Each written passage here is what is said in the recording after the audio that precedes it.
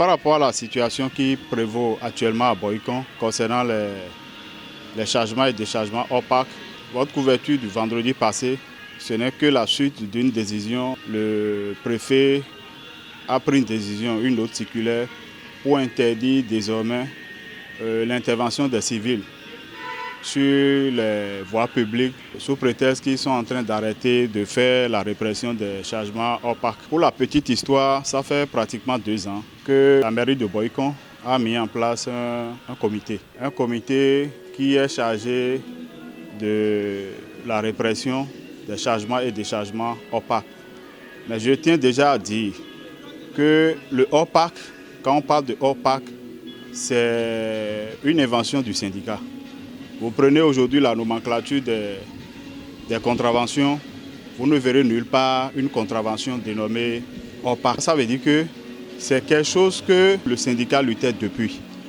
Donc ce n'est pas aujourd'hui qu'on ira contre la répression de cette infraction.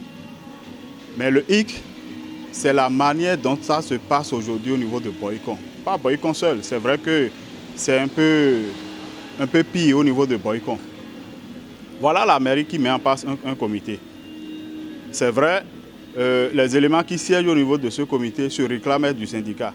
Mais les fertières, la fertière que nous sommes, et nos collègues, les autres fertières aussi, ne sont nulle part, ni de près, ni de loin, associés à la désignation de ces personnes-là.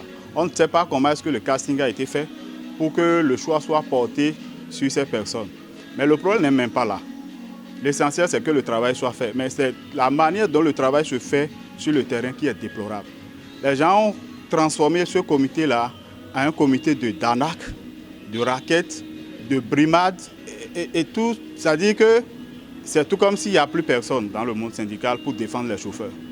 Voilà des comités, des gens qui ont été installés dans un comité. D'ailleurs, pour commencer, le comité il n'y a même pas un acte administratif qui les protège. Parce que pour la petite histoire, quand ça a commencé, une fois on a tenté à nous faire écouter par l'autorité communale, au moins 2 correspondances ont été envoyées, ne serait-ce que des demandes d'audience à l'endroit du premier responsable de Boycon, je veux parler du maire, mais qui a opposé à cela un silence total.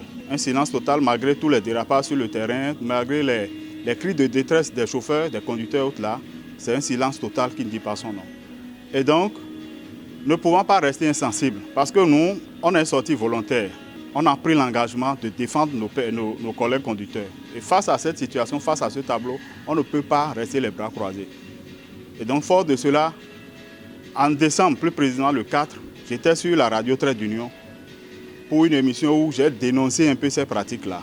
Et à la suite de l'émission, j'ai envoyé une correspondance à l'endroit du préfet où à l'objet dénonciation et demande d'audience. À ma grande surprise, je n'ai pas été appelé, la fertière n'a pas été appelée, mais le préfet a au moins appelé les syndicats de Boycon. Et c'est à cette réunion que le préfet disait que ceux qui sont au niveau du comité, pour eux, c'est les éléments du syndicat. Quand j'ai eu l'information, j'ai dit, tiens, voilà que ces gens en question ne reconnaissent pas l'autorité du syndicat sur leur personne et font à leur tête. Si c'est ça, il faut qu'on clarifie les choses. Et c'est fort de cela que j'ai envoyé un courrier à l'endroit de la SE, parce que vous n'êtes pas sans savoir qu'aujourd'hui, c'est les SE qui ont à charge et le département, ces services. J'ai envoyé un courrier à l'endroit de la SE et on a été reçu en décembre. Et c'est dans nos échanges que j'apprends encore dans le bureau de la SE qu'elle-même, à son arrivée, elle a cherché à avoir l'acte administratif, ne serait-ce que l'arrêté communal qui a installé, qui consacre ce comité-là et qu'elle n'a pas eu. Et nous, on leur a dit le jour-là, ces éléments, on ne les reconnaît pas. Et ce n'est même pas le fait qu'ils ne soient pas l'émanation du syndicat.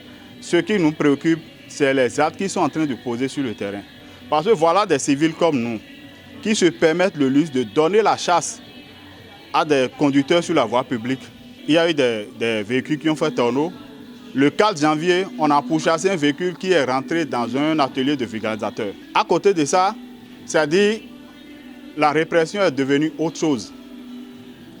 Le chauffeur ne peut même pas s'arrêter au bord de la voie pour uriner. On vient, on le prend pour dire qu'il est en train de faire au parc. Tu ne peux même pas marquer une pause pour compléter l'eau au niveau du radiateur. On viendra te prendre. Tu ne peux même pas aller saluer ton beau-père. Tu es devant la maison de ton beau-père, on vient, on te braque, on prend le véhicule, on dit tu as fait au parc. Parce que les gens en ont fait leur source de revenus. Parce qu'il faut le dire, voilà un comité qui a été mis en place, auquel une mission a été assignée. Quand vous prenez les gens à qui vous confiez une mission, vous leur donnez les moyens. Mais au niveau de la mairie de Boycon, on y est. On les a mis dans le comité. C'est les véhicules des pauvres chauffeurs qui viennent sur les gares routières pour faire le chargement qu'on réquisitionne by force. Quand tu es un chauffeur, tu te refuses, c'est-à-dire que tu es catalogué, on peut t'interdire le tour, c'est-à-dire prendre les clients pour voyager, on peut t'interdire ça pendant une semaine. Et c'est la cour du roi Péto, quoi. C'est-à-dire celui qui est là, il fait à sa tête. Ce que nous dénonçons, en matière de contravention, c'est un domaine réglementé. On sait qu'il y a compétence à réprimer. On sait qu'il y a compétence à verbaliser. Ce n'est pas des civils. Fut-il des membres d'un comité installé par un maire, ils n'ont pas ce prérogatif-là. Que désormais, la police qui a ce prérogatif, la police à qui les tests confèrent ce prérogatif-là, n'a qu'à prendre à bras le corps son travail et le faire sur le terrain.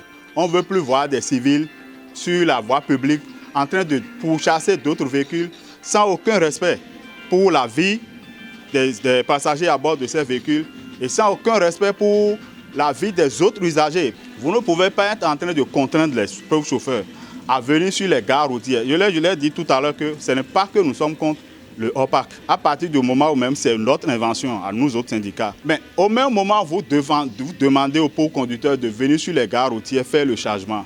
Le pauvre chauffeur se plie aux décisions de l'autorité, va sur la gare. Mais il est confronté à quoi? Ces éléments qui sont au niveau du comité ont tous des véhicules. Et tous leurs véhicules ont priorité de tout sur les pauvres chauffeurs. Dans une journée, tous leurs véhicules doivent voyager avant qu'on ne commence par charger les pauvres chauffeurs.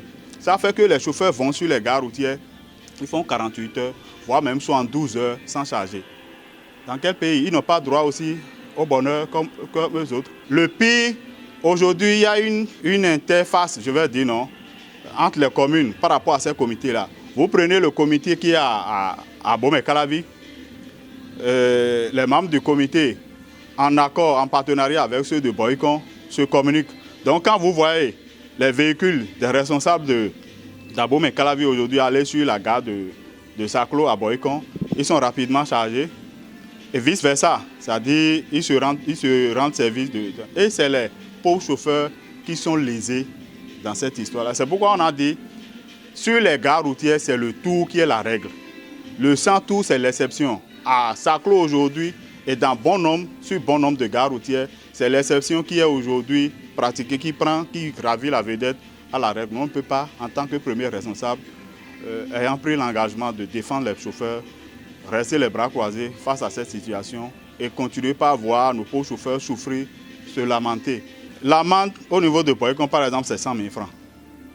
Ce qui est, c'est du jamais vu. Parce que quand vous prenez les infractions, les contraventions aujourd'hui, donnez-moi un seul exemple où l'amende dépasse 100 000 francs à Boycon.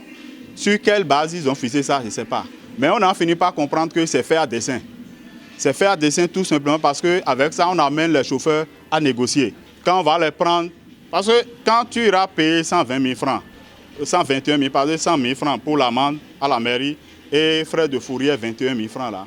En face de ça, quand tu as quelqu'un qui te demande d'amener 50, 60, bien même 80 000 francs, tu vas faire. Et c'est ça qui alimente le réseau. L'autorité judiciaire se prononce. Et quelques temps après, l'autorité administrative, je vais parler du préfet aussi, se prononce.